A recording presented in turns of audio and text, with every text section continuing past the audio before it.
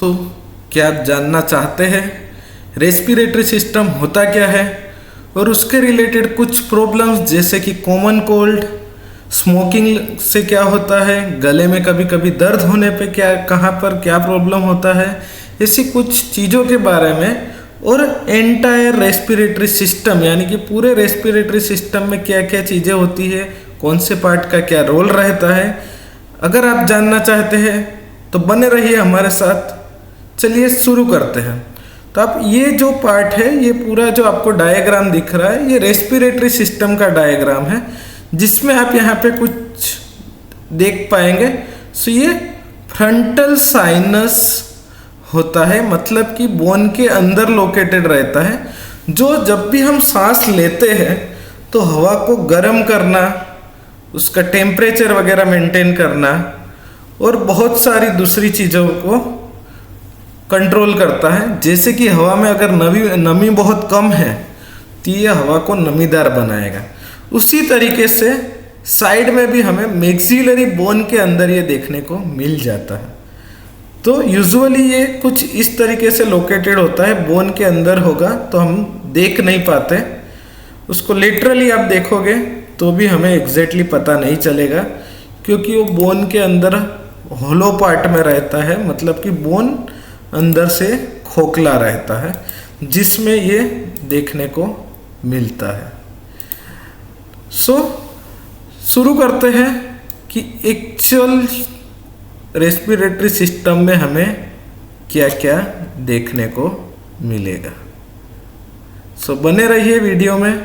तो शुरू करते हैं। ये जो पार्ट आपको दिख रहा है ये हमारा नोज पार्ट है, और वाइट कलर और येलो कलर से आपको जो दिख रहा है वो नोज के कार्टिलेज है, जो नोज को स्ट्रक्चर प्रोवाइड करते हैं। बट वो स्ट्रक्चर क्या रहेगा, फ्लेक्सिबल रहेगा। जैसे कि इंटीरियरली आप देख पाओगे ये कार्टिलेज है जो नोज को स्ट्रक्चर प्रोवाइड करता है।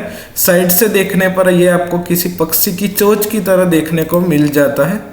उसी में लोअर पार्ट भी कुछ उसी तरीके से है, आप देख पाएंगे ये इस तरीके से लोकेटेड है और लेटरली कुछ इस तरीके से हमें देखने को मिल जाता है। साथ ही साथ ये जो पार्ट है ये lateral wall of nasal cavity होता है, जो बोन में कुछ इस तरीके से हमें देखने को मिलेगा। अभी बहुत सारे लोगों में हमें कुछ प्रॉब्लम्स देखने को मिलता है, जैसे कि सेप्टम डिफेक्ट, यानी कि जो सेप्टम पार्ट होता है उसमें प्रॉब्लम देखने को मिलता है। सो लेट्स सी सेप्टम होता क्या है। उसके लिए हम स्टेप बाय स्टेप कुछ लेयर्स को हटाएंगे ताकि हम सेप्टम को देख पाए। तो सेप्टम को देखने के लिए पहले तो हम उसका साइज बढ़ा लेते हैं ताकि हम उसको इजीली देख पाए। तो ये बीच में जो हमें लाइन दिख रही है ये लाइन होती है सेप्टम, जो नोज को दो नोस्ट्रिल्स में डिवाइड करती है, जो साइड्स पे देखने पे कुछ इस तरीके से दिखेगी, बट आगे से देखने पे आप देख पाओगे ये एग्जैक्टली सेंटर में होती है। बट कुछ लोगों में कुछ प्रॉब्लम्स की वजह से ये आइदर राइट साइड या लेफ्ट साइड दब जाती है, जिसे सेप्टम डेविएशन बोला जाता है। साथ ही साथ अभी हम देखेंगे कि ये तो जो नोज कैविटी का पार्ट खत्म हुआ, साथ ही साथ ये जो पार्ट हमें देखने को मिलते हैं ये हमारे गम्स के पार्ट हैं। यहाँ पे आप क्लियर कट देख पाएंगे बोनी स्ट्रक्चर के साथ कि ये हमारे गम्स के पार्ट है, और ये फाइनल पीछे का पार्ट हमें देखने को मिल जाता है। ये जो पार्ट आप देख रहे हो ये टंग का पार्ट है, जो एंटीरियरली दांत के बीच में कुछ इस तरीके से दिखेगा। लिटरली अगर हम देखेंगे तो थोड़ा बहुत हमें इस तरीके से दिखेगा। अभी बताइए कि आपको यहाँ पर एक बोन दिख रहा होगा, ये बोन कौन सा है, आप कमेंट कर सकते हैं। नेक्स्ट हम देखते हैं कि सिस्टम वाइज ये जो पार्ट आपको दिख रहा है ये होता है म्यूकोजा ऑफ ओरोफेरिंग्स। ओरोफेरिंग्स मतलब कि ओरल कैविटी और फेरिंग्स का पार्ट, इसीलिए उसे बोला जाता है ओरोफेरिंग्स, जो कुछ इस तरीके से हमें देखने को मिल जाता है। नेक्स्ट पार्ट अगर हम देखते हैं तो नेक्स्ट पार्ट हमारा रहेगा लेयरिंग ऑफ हेरिंग्स, मतलब कि लेरिंग्स एंड हेरिंग्स दोनों मिलके बनता है, जो एंटीरियरली कुछ इस तरीके से देखने को मिलेगा और लेटरली हमें कुछ इस तरीके से देखने को मिल जाता है। साथ ही साथ हम बात करें तो इस पार्ट को आप नॉर्मली क्या बोलते हैं वो भी आप वीडियो में कमेंट कर सकते हैं, जिसके भी हम सेपरेट पॉइंट टू पॉइंट देखेंगे। जैसे कि ये पार्ट आपको दिख रहा है, इट्स अ थायराइड मेम्ब्रेन। गले में हमारा थायराइड ग्लैंड लोकेटेड रहता है, उसका थायराइड मेम्ब्रेन देखने को मिल जाता है। ये जो पार्ट है ये हमारा थायराइड कार्टिलेज है, जो थायराइड ग्लैंड के पास में पाया जाता है, जो कुछ इस तरीके से हमें देखने को मिलता है।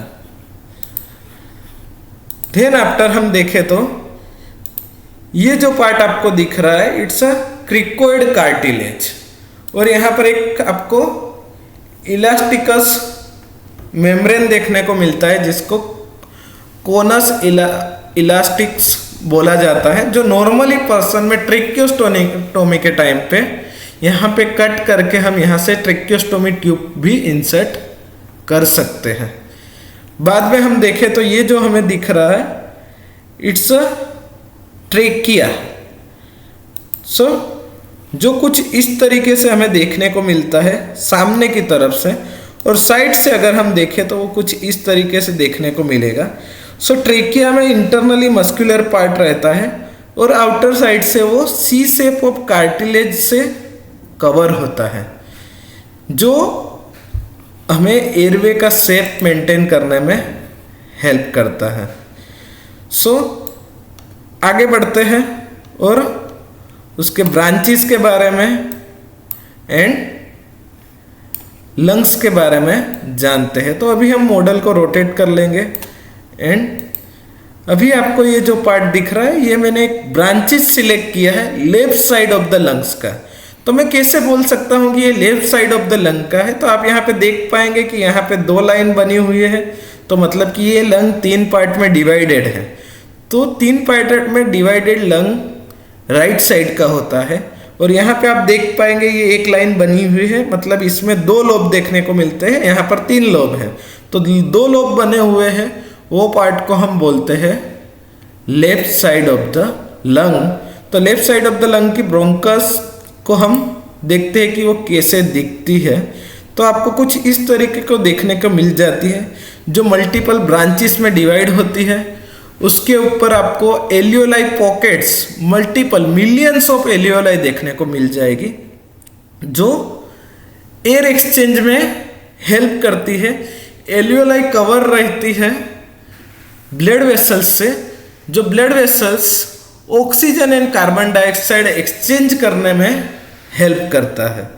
साथ ही साथ हम देखें तो ये कुछ आपको ब्लर पार्ट दिखेगा, ये लंग्स का कवरिंग पार्ट है, जिसमें भी 2 लेयर रहते हैं जो प्लूरल कैविटी बनाते हैं। आउटर लेयर को बोला जाता है कोस्टल पार्ट ऑफ प्लूरा, जिसे हम रिमूव करते हैं। उसके बाद हमें देखने को मिलता है विसरल प्लूरा, जिसके दोनों के बीच में फ्लूइड रहेगा, जो लंग्स के कॉन्ट्रैक्शन एंड रिलैक्सेशन, जब लंग हम ब्रीथिंग करते हैं उस टाइम पर फ्रिक्शन को अवॉइड करने में हेल्प करता है।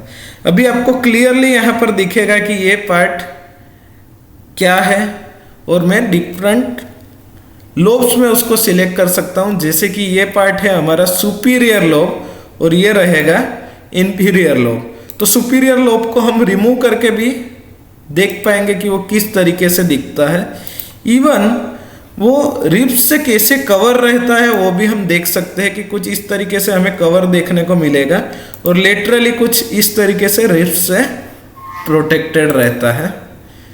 सिमिलरली यहाँ भी हम ये लेयर्स को हटा के आगे बढ़ते हैं। लेयर्स का नाम सिमिलर रहेगा एज प्रीवियसली डिस्कस। अभी आप यहाँ पे देख पाओगे superior lobe, middle lobe and inferior lobe, जो हमें देखने को मिल जाते हैं। रेस्पिरेटरी सिस्टम में यहाँ पे बिलो में डायफ्राम भी हमें देखने को मिलता है, जो रेस्पिरेशन के दौरान हमें हेल्प करेगा, जिसका एक्टिविटी रहेगा कि वो ऊपर नीचे एक्टिविटी करेगा, जिसकी वजह से स्पेस कम होगा, बढ़ेगा और हमें ब्रीथिंग में हेल्प मिलेगा। तो अभी ब्रीथिंग होता कैसे है? तो जब भी आप ब्रीथ करते हो तो अब आपके रिब्स केज एक्सपांड होंगे और चेस्ट में एरिया बढ़ जाएगा एंड नेगेटिव प्रेशर जनरेट होगा, जो बाहर की हवा को अंदर आने में हेल्प करता है। उसी टाइम पे आपका डायफ्राम है वो नीचे की तरफ जाएगा ताकि चेस्ट एरिया में स्पेस बढ़े और ब्रीथ कर पाए। सिमिलरली जब आपको ब्रीथ आउट करना है तभी वापस से रिब्स केज कॉन्ट्रैक्ट होंगे, डायफ्राम ऊपर की तरफ आएगा और जो लंग्स को प्रेशराइज करेंगे और हम इजीली ब्रीथ आउट कर सकते हैं। अभी स्मोकिंग करने पर हमें प्रॉब्लम क्या होता है? स्मोकिंग करने पर ये जो ब्रांचेस पर एल्वियोलाई होती है जो गैस एक्सचेंज करती है, यानी कि ऑक्सीजन एक्सचेंज करती है, वो डैमेज होती है। उसकी वजह से हमारा ऑक्सीजन एक्सचेंज प्रोसेस स्लो हो जाता है और पर्सन को ब्रीथिंग डिफिकल्टी फील होता है और ये एल्वियोलाई वापस से नई बनती है। जैसे कि आपको हाथ वगैरह में चोट लगने पर वहाँ पे नए सेल्स जनरेट हो जाते हैं, बट लंग्स में ऐसा नहीं होता है। तो आप जितना भी स्मोकिंग या किसी भी चीज़ से एक्सपोज होते हो और आपकी एल्वियोलाई डैमेज होती है, वो परमानेंटली डैमेज रहेगी, वो वापस से नई बन सकती है। और आप इसके बारे में क्या जानना चाहते हैं वो आप हमें बता सकते हैं कमेंट में, ताकि उसके रिलेटेड हम नेक्स्ट वीडियो के साथ आपको मिल सकते हैं। यहाँ पर आपको दोनों लंग्स के बीच में हार्ट भी देखने को मिल जाता है। धन्यवाद।